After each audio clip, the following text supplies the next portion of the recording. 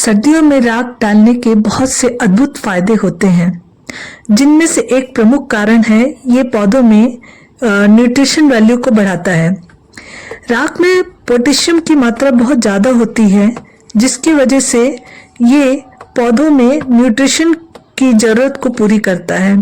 पत्तों में की चमक बढ़ाता है, पौधों को रोगों से बचाता है और फूल आने में मदद करता है। सर्दियों में मिट्टी जल्दी ठंडी हो जाती है। उस समय राख मिट्टी को हल्का और हवादार बनाता है, जिससे मिट्टी का तापमान स्थिर रहता है।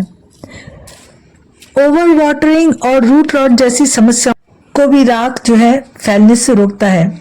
आपने देखा होगा कि सर्दियों में मिट्टी के ऊपर सफेद रंग का फंगस वो जमने लगता है। राख का पीएच थोड़ा अल्कलाइन होता है, जिससे ये मिट्टी में अगर हम इसे डालते हैं तो ये फंगस को बढ़ने से रोकता है और ये मिट्टी के पीएच लेवल को भी बिल्कुल बैलेंस कर देता है और मिट्टी की एसिडिटी को कम कर संतुलन बना देता है। किन पौधों में राख नहीं डालनी चाहिए वो भी हमें ध्यान रखना चाहिए। जैसे एसिड लविंग प्लांट्स जो होते हैं, जैसे हिबिस्कस और गुलाब जैसे एसिड लविंग प्लांट में इनका प्रयोग कम करना चाहिए। और किन पौधों में राख जरूरी है तो फ्लावरिंग प्लांट्स में, वेजिटेबल प्लांट्स में इनका प्रयोग जरूरी है। इंडोर प्लांट्स इनमें भी हम डाल सकते हैं, तुलसी, money plant, snake plant, aloe vera, इन सभी पौधों में राख जरूरी है।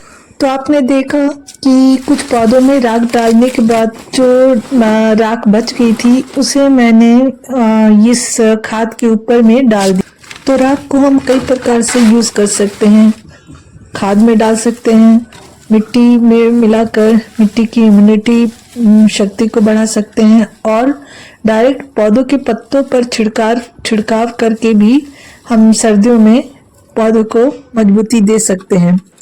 तो राख एक 100% ऑर्गेनिक मिनरल फर्टिलाइजर है। इसे पौधों में डालने से हमें किसी प्रकार के कोई भय भी नहीं होता कि हाँ इससे पौधे खराब होंगे। बस इतना ख्याल रखना होता है कि एसिड लविंग प्लांट में इसे कम से कम इसका प्रयोग करना चाहिए।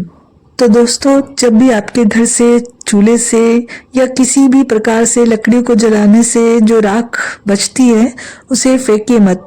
उसे आप अपने सर्दियों में पौधों पर डालने के लिए सेव करिए। तो सर्दियों में पौधों की देखभाल सिर्फ पानी तक ही सीमित नहीं होती और राख जैसी छोटी सी चीज भी पौधों को एक नई ऊर्जा प्रदान करती है।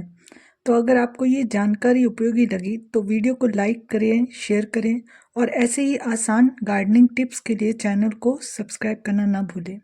Thank you.